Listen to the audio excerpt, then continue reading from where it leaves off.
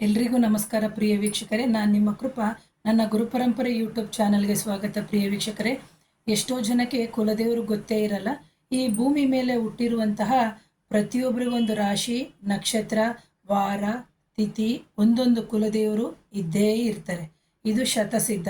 ಈಗ ಮುಸ್ಲಿಮ್ಸಲ್ಲಿ ಹೋದಾಗ ಅವ್ರದ್ದೇ ಬೇರೆ ರೀತಿ, ಕ್ರಿಶ್ಚಿಯಾನಿಟಿಲಿ ಬಂದಾಗ ಕ್ರಿಶ್ಚಿಯಾನಿಟಿಲಿನೇ ಬೇರೆ ರೀತಿ ಇರುತ್ತೆ. ನಮ್ಮ ಹಿಂದೂ ಧರ್ಮದಲ್ಲಿ ನಾನು ಹಳೆದ ವಿಡಿಯೋದಲ್ಲಿ ಹೇಳಿದೆ, ಕಾಲಾಂತರದಲ್ಲಿ ನಾವು ಊರು ಬಿಟ್ಟು ಊರು ಬಂದಿರ್ತೀವಿ, ಅಥವಾ ಏನು ಪ್ರಕೃತಿ ವಿಕೋಪಗಳಿಗೆ ಸಿಕ್ಕಾಕೊಂಡಾಗ ನಾವು ಊರಿಂದ ಊರಿಗೆ ಹೊರಗಡೆ ಬಂದಿರ್ತೀವಿ, ಅಥವಾ ಎಜುಕೇಷನ್ಗೆ ಅಂತ ಹೊರಗಡೆ ಬಂದಿರ್ತೀವಿ, ಅಥವಾ ಉದ್ಯೋಗದ ರೀತಿಯಲ್ಲಿ ನಾವು ಬಂದಿರ್ತೀವಿ. ಹೀಗೆ ಹಲವಾರು ವಿಧದ ರೀತಿಯಲ್ಲಿ ನಾವು ಒಂದು ಊರಿಂದ ಒಂದು ಊರಿಗೆ ಹೋಗೋದು, ಅಥವಾ ಒಂದು ರಾಜ್ಯದಿಂದ ಒಂದು ರಾಜ್ಯಕ್ಕೆ ಹೋಗೋದು, ಹೀಗೆ ಮೈಗ್ರೇಟ್ ಆಗ್ತಾ ಇರ್ತೀವಿ. ಯಾರೋ ನನಗೆ ಕೇಳಿದ್ರು, ಮೇಡಮ್ ನಮಗೆ ಯಾರು ಅಂತ ಗೊತ್ತಾಗ್ತಾ ಇಲ್ಲ, ಹೇಗೆ ಮಾಡಬೇಕು ಅಂತ. ಸಾರಿ. ಸೊ ಆಗ ನಾವು ಪ್ರತಿಯೊಬ್ಬರು ಲಗ್ನಕ್ಕೂ ಪ್ರತಿಯೊಂದು ರಾಶಿಗೂ ಒಂದೊಂದು ಕುಲದೇವರು ಇದ್ದೇ ಇದ್ದಾರೆ ಪ್ರಿಯ ವೀಕ್ಷಕರೇ.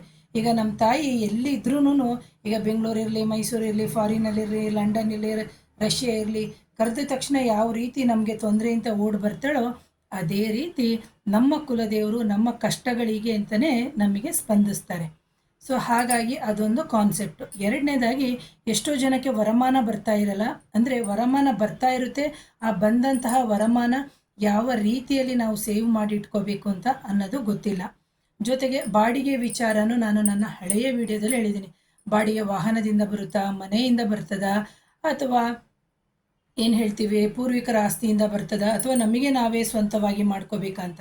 ಸೊ ನೋಡಿ, ಇಲ್ಲಿ ನಮಗೆ ನಾವೇ ಸಂಪಾದನೆ ಮಾಡ್ತಾ ಇರ್ತೀವಿ, ಸ್ವಂತ ಸಂಪಾದನೆ ಅಂತ ಹೇಳಿದಾಗ ನಾವು ಅದನ್ನು ಯಾವ ರೀತಿ ಆ ಹಣವನ್ನು ನಾವು ಉಳಿಸ್ಕೋಬೇಕು, ಅಥವಾ ಆ ಹಣ ಉಳಿಸಿ ಯಾವ ರೀತಿ ಜಾಗವನ್ನು ತಗೋಬೇಕು, ನಮಗೆ ನಮ್ಮ ಕುಲದೇವರೇ ಗೊತ್ತೇ ಇಲ್ಲ.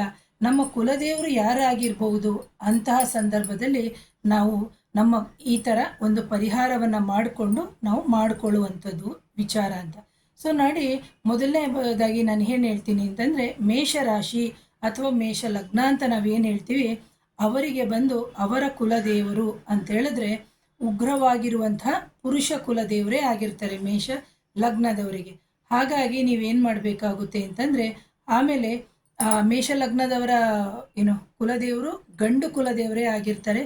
ಜೊತೆಗೆ ಕಣ್ಣುಗಳನ್ನು ಉಗ್ರವಾಗಿ ಬಿಡುವಂಥದ್ದು, ಸ್ವಲ್ಪ ಕೋಪವಾಗಿರುವಂಥದ್ದು, ಸ್ವಲ್ಪ ಉಗ್ರವಾಗಿರುವಂಥದ್ದು, ಆಮೇಲೆ ಕೈಯಲ್ಲಿ ಬಂದು ಆಯುಧ ಹಿಡಿದಿರುವಂತಹ ಒಂದು ಕುಲದೇವರೇ ಗಂಡು ಕುಲದೇವರೇ ಆಗಿರ್ತಾರೆ. ಸೊ ಹಾಗಾಗಿ ಈ ಕುಲದೇವರ ವಿಚಾರ ಅಂತ ಬಂದಾಗ ನಾವು ಇದನ್ನು ಹೇಳ್ತೀವಿ. ಹಾಗೆ ನಾವು ಈ ಕುಲದೇವರ ಮುಂದೆ ಯಾವ ರೀತಿ ಪರಿಹಾರವನ್ನು ಮಾಡ್ಕೊಳ್ಬೇಕು ಅಂತ ಹೇಳ್ತೀನಿ ಪ್ರಿಯ ವೀಕ್ಷಕರೇ.